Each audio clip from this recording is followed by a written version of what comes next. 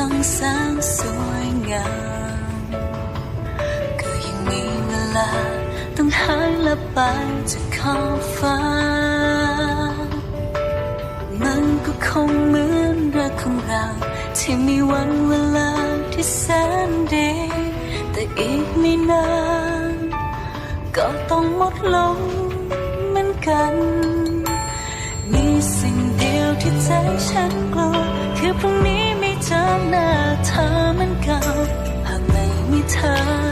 แล้วชีวิตฉันมีเพื่ออะไร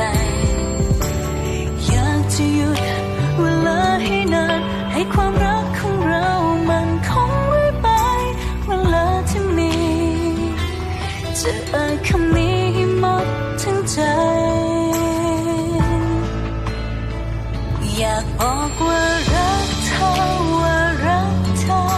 ให้มากที่สุดตอนนี้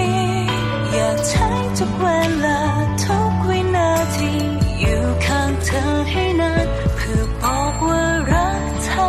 ว่ารักเธอจนทั้งวันต้องจากกัน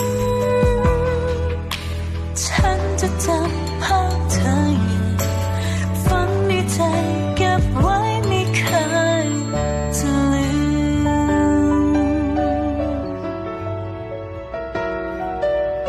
เธ